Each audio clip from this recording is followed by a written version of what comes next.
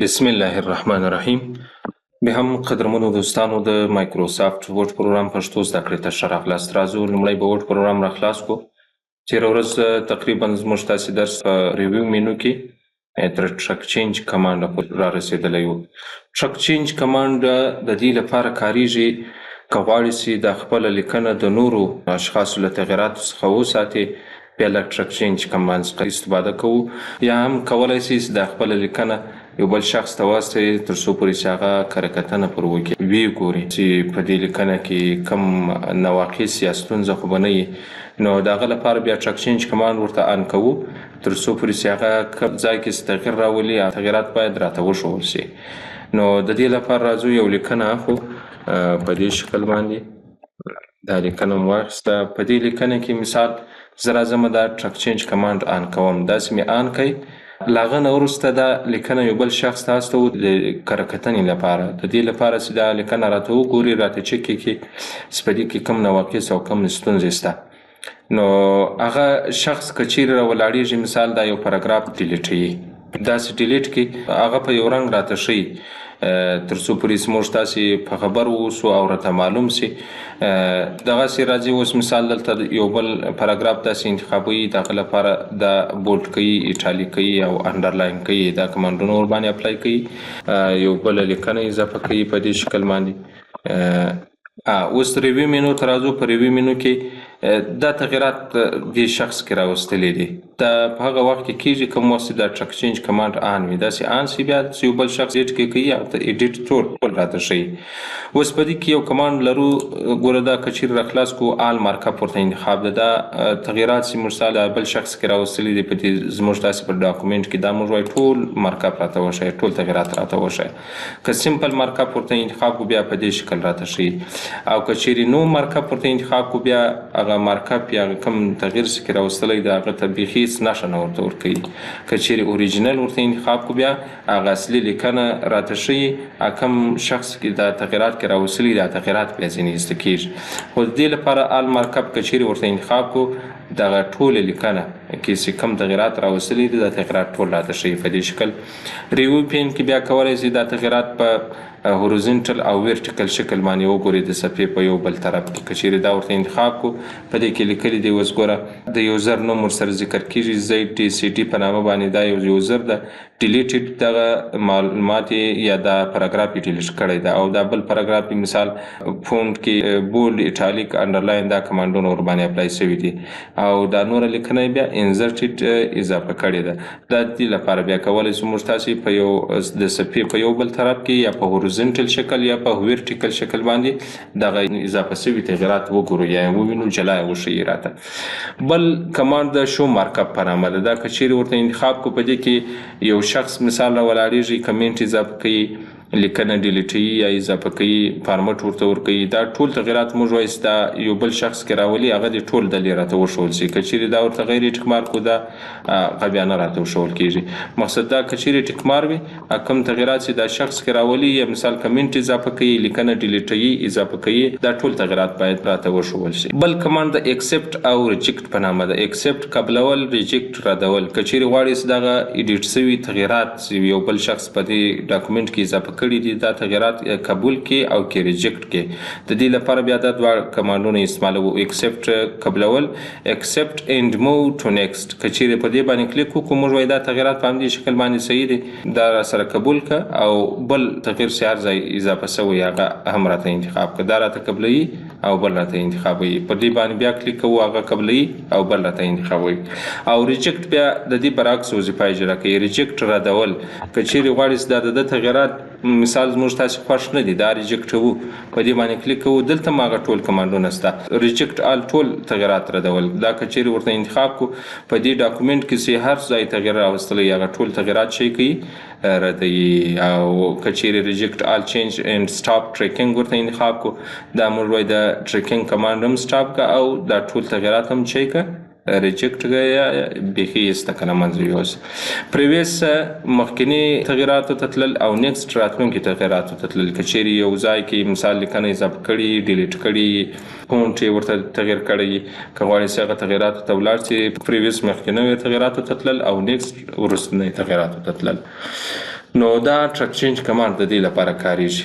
اوس مثال موږ تاسې د لیکنې یو بل شخص ته استوو، د هغه لپاره هم د ټرک چینج کمانډ ان کړی ده. دی راولاړېږي د ټرک چینج کمانډ بیرته کلیک کوي، داسې کلیک کوي دی کولی سي دا زموږ تاسې په شان باندې په دې لیکنه کې ایډیټ وکړي، بیا خو هغه معلومیږي نه. نو د دې لپاره که چیرې غواړئ چې دغه ټرک چینج کمانډ ته پاسورډ ور واچوي او بغیر له موږ څخه بل شخص باید دا ټرک چینج کمانډ آن او آف نه کړي. د دې لپاره راځو په دې لاک ټریکینګ باندې کلیک کوو، په دې سم کلیک وکړئ، پاسورډ ورته ور اچوو، په دواړو خانو کې یو قسم پاسورډ ور اچوو، اوکې کوو، داسې مو اوکې کړئ. اوس دا ټرک چینج کمانډ شی سو دا پاسورډ ور ولوېدی، پاسورډ چې ور ولوېدی بیا نو هغه شخص نشي کولی چې دا ټرک چینج کمانډ ورته آف کړي او دی بیا زموږ په شان باندې په دې لیکنه کې ایډیټ وکړي.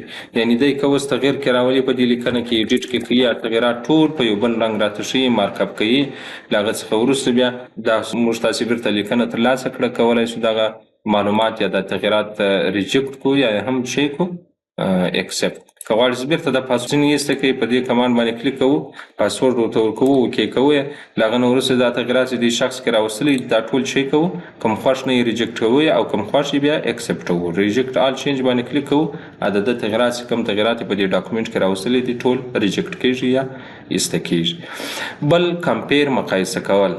کمپیر کمانډ چې د دوو لیکنو د مقایسه کول لپاره استعمالېږي. اوس که چیرې دلته ولیکو مساوي دا ټرک چینج کمانډ به آف کړو، داسې مو ورته آف کړئ، بیا د پخوا په شان باندې لیکنه بیرته کې کولی شو مساوي رینډ. دا لیکنه مې ولیکله، راځمه دا لیکنه ثبتوم په یو نامه باندې، سیو اس ته راځم، په سیو اس باندې کلیک کوو، بیا ډیسکټاپ صفحې ته راځو، په ډیسکټاپ صفحه باندې دا ثبتوو، د ډاکومنټ 1 په نامه یې ثبتوو او دا هم سیو ورته کلیک کوو. بیا راځم دلته مثال دا لیکنه ډیلیټوم، دې لیکنې ته فونټ ورکوم، دا بولډ ایټالیک انډرلاین دا ورباندې اپلای کوم، یو بل پاراګراف اضافه کوو. ښه اوس راځم دا بیا ثبتوم، دا ثبتوو په بل نامه باندې په بل موقعیت کې، که په بل موقعیت کې که نه پروا نه لري، دا هم ثبتوو په ډاکومنټ 2 په نامه باندې ثبتوو، دا به هم ثبت. اوس دا کلوزوو، راځم دلته کلوز بټن باندې کلیک کوو، داسې کلوز شو. اوس راځو ریویو مینو ته، په ریویو مینو کې موږ تاسې یو کمانډ لرو د کمپیر په نامه د مقایسه کول.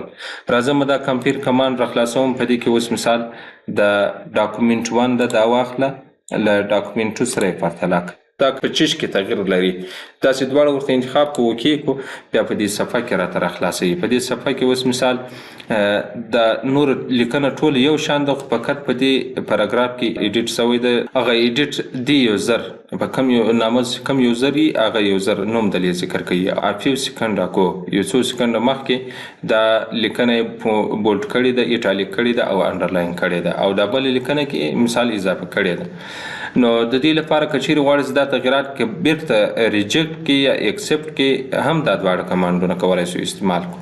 اوس مثال راځو دا تغیرات موږ وایي که چیرې په بل ډاکومنټ کې اضافه شوي دي، په دې ډاکومنټ کې اضافه شوي دي، که غواړئ دا تغیرات بیرته ریجکټ کې، نور لیکنه ټول یو رقم ده، ریجکټ آل باندې کلیک کوو، بیرته هغه اصلي لیکنه را سره پاتېږي. نو دا کمپیر د دې لپاره کاریږي. بل کمانډ د کمباین په نامه ده، که غواړئ چې دوه ډاکومنټ سره یو ځای کړي کمباین لارې څخه. اوس مثال یو ډاکومنټ 1 په نامه ده، بل د ډاکومنټ 2 په نامه ده، دا غواړم چې دواړه سره یو ځای کړم، دواړه راته یو ځای کوي، دا د چندانې فرق نه لري دا کمپیر او کمباین. نو دا هم دواړه یو ځای کوي راته، خو تغیر راته ښیي، تغیر کې غواړئ چې بیرته ریجکټ یا ایکسپټ کې، نو د دې لپاره بیا له ایکسپټ او ریجکټ څخه استفاده کوو. که غواړئ چې قبول کې ایکسپټ آل ورته کلیک کوو، دا تغیرات ټول سره قبلیږي.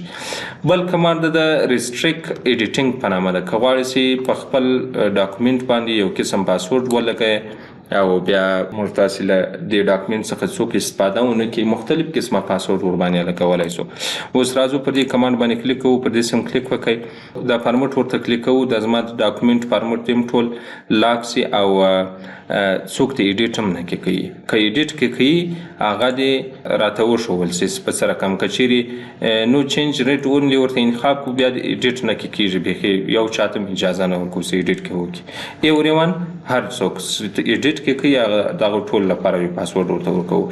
نو له هغه وروسته دا کمانډونه سنټیک مارک یس سټارټ انفورسینګ پروټیکشن پر دې کمانډ باندې کلیک کوو او پاسورډ ورته ورکوو په دواړو خانو کې. له هغه نه وروسته یې اوکې کوو. داسې مو اوکې کوي. اوس ګوره دلته هغه فارمټ هم ټول سره لاک سوی ده، فارمټ نشو استعمالولی او څوک ایډیټ هم نشي کولی، لیکن هم نشي کولی، فقط د ریډینګ یا د ویلو لپاره کولی شو کار کو. که غواړئ د پاسورډ بیرته ایسته کړئ په دې کمانډ باندې کلیک کوو او پاسورډ ورته ورکوو او پخوانی پاسورډ او بیا اوکې کوو. بیرته د پخوا په شان باندې کولی شو ایډیټ کوو یا کار ځینې واخلو. بل کمانډ په دې کې که چیرې دا ورته غیر ټیک مارکو دلته راځو ټرک چینج ورته کوو. موږ وایي څوک چې د زموږ تاسې په ډاکومنټ کې تغییر راولي هغه دې پاسورډ ولري، صحیح ده، په دې شان باندې اجازه ورته ستا، خو هغه تغییرات چې دی کې راولي هغه تغییرات بیا په بل رقم راته وښول سي. یعنې دلته هم ګوره د ټرک چینج په شان باندې کار کوي او کار ځینې اخیستلی شو. که غواړئ چې بیرته دا پاسورډ ځینې ایسته کړي دلته په سټاپ پروټیکشن باندې کلیک کوو او پخوانی پاسورډ ورته ورکوو، بیرته یې ایسته کوو. بل کمانډ په دې کې د کمنټ په نامه ده. دا که چیرې ورته انتخاب کو ایوریون ورته کلیک کو، بیا په د کمانډ باندې کلیک کو. موږ وایي هر څوک چې په دې ډاکومنټ کې ایډیټ کوي هغه تغییرات دي دلته په ډاکومنټ کې په دې صفحه کې په دې پیج کې نه کېږي. هغه تغییرات چې دی کې راولي، مثال یو نظر ورته ورکوي چې دا ډاکومنټ لغات غلط ده نه، هغه دې په یو کمنټ کې راته اضافه کوي. په کمنټ کې بیا د ده لپاره اجازه شته چې دلته په ډاکومنټ کې ایډیټ وکړي یا یو نظر ورته ورکړي. که غواړئ چې بیرته دا پاسورډ کې پر دې سټاپ پروټیکشن باندې کلیک کوو، هغه پاسورډ ورته ورکوو، له هغه نه وروسته بیا اوکې کوو. بل کمانډ د فیلینګ ان فارم په نامه ده. دا د دې لپاره کاریږي. اوس مثال دلته راځو یو څو دغه کې اضافه کوو، دا ډیلیټ کمنټ دا به ځینې ایسته کړو. راځم دلته څو برخې جوړوم. دا ډاکومنټ په څو برخو یا دا صفحه په څو برخو باندې ویشو. دلته اوس مثال سیکشن 1 لرو. سیکشن 1 دا اوله برخه ده، مثال لیکنه کې لیکل کېږي تر پایه پورې. له هغه نه وروسته دلته بیا سیکشن 2 دا دومه برخه، په دې کې هم کولی شو ایډیټ وکړو تر پایه پورې، او دا هم سیکشن 3 ده. سیکشن 3 په دې کې هم ګوره اوس اجازه لرو، یعنې په ټولو برخو کې موږ تاسې اوس اجازه لرو چې ایډیټ کې وکړو یا تغییرات کې راولو. دا خو اول سیکشن ده، په دې ځای باندې سیم کلیک وکړئ. موږ وایي له دې لیک څخه وروسته، له دې لاین څخه وروسته یو بل سیکشن اضافه کړه. بیا دلته راځو په دې کې بیا پر کنټینیوز باندې کلیک کوو. ګوره دا پورته برخه جلا شوه، دا کښته برخه بیا دوې برخې بیا جلا شوې. که غواړئ چې دا کښته دومه برخه او دا درېیمه برخه هم سره جدا کړي، دلته کلیک کوو. دا د پای پر لاین باندې راځو بریک ته او دلته بیا کنټینیوز ورته کلیک کوو. په دې صفحه کې برخې جوړې کړو. ښه اوس راځو په دې کې کار کوو. اوس مثال دغه اوله برخه نه ده، د اولې برخې لپاره باید ماته اجازه راکړل شي چې ایډیټ کې وکړم. د دومې برخې لپاره اجازه راکړل شي چې ایډیټ کې وکړم. دا دومه برخه ځینې آف کوو، پاسورډ ورته وراچوو چې باید په دې کې څوک ایډیټ ونه کړي. نو د دې لپاره راځو ریویو ته. په ریویو کې بیا دا کمانډ راکړو. په دې کمانډ کې موږ تاسې یو کمانډ لرو د فیلینګ ان فارم په نامه ده. دا کمانډ باندې سم کلیک وکړئ. له هغه نه وروسته اوس ګوره دلته یو بل کمانډ پالي کېږي د سلیکټ سیکشن په نامه باندې. په دې کمانډ باندې کلیک کوو. په دې کې اوس مثال کم سیکشن ته پاسورډ وراچوئ. که چیرې سیکشن انتخاب کو، هر سیکشن چې انتخاب وي دغه لپاره پاسورډ ولویږي، او که چیرې انتخاب نه وي هغه لپاره پاسورډ بیا نه ورکوي. اوس مثال دوم سیکشن ځینې غیر ټکمره وو، موږ وایي د دوم سیکشن ته د پاسورډ نه ورلویږي، نورو سیکشنونو ته نورو برخو ته د پاسورډ ولویږي. له هغه نه وروسته دا اوکې کوو. بیا پر یس سټارټ انفورسینګ پروټیکشن پر دې کمانډ باندې کلیک کوو او پاسورډ ورته وراچوو، اوکې کوو. داسې مو اوکې کوئ. اوس ګوره په دې اوله برخه کې بیخي کلیک لا نه کېږي، اجازه نه لرو موږ تاسې. په دې دومه برخه کې هر ځای کولی شئ ته ایډیټ کې وکړئ، معلومات ورته اضافه کړئ. مګر دلته په دې اوله برخه، په دې درېیمه برخه کې بیا اجازه نه لرو موږ تاسې ایډیټ وکړو. یعنې دا دواړې چې شوې لاک شوې او پاسورډ ورته ورولوي. که غواړئ چې بیرته دا پاسورډ ځینې ایسته کړئ، بیا سټاپ پروټیکشن باندې کلیک کوو او کوم پاسورډ چې مو راچولی د هغه ځینې ایسته کوو. نو دا د دې لپاره کاریږي. بل کمانډ ده په دې کې نو چینج ریټ اونلی په نامه ده. دا که چیرې ورته انتخاب کو، موږ وایي هر څوک چې په دې ډاکومنټ کې ایډیټ کوي یا تغییرات کې راولي، هغه تغییرات یو څوک هم نشي کولای. فقط د لیدلو یا د ویو لپاره کولی شي دا ډاکومنټ وګوري یا مطالعه کړي، مګر ایډیټ یا تغییرات یې نه کوي. که غواړي بیرته دا پاسورډ ځینې شي کې سټاپ پروټیکشن باندې کلیک کوو او پاسورډ ورته ورکوو، له هغه نه وروسته بیا اوکې کوو. نو دا و زموږ تاسې د نن ورځې درس ریویو مینو مربوط. سبا بیا که خیر په ویو مینو باندې کار وکړو.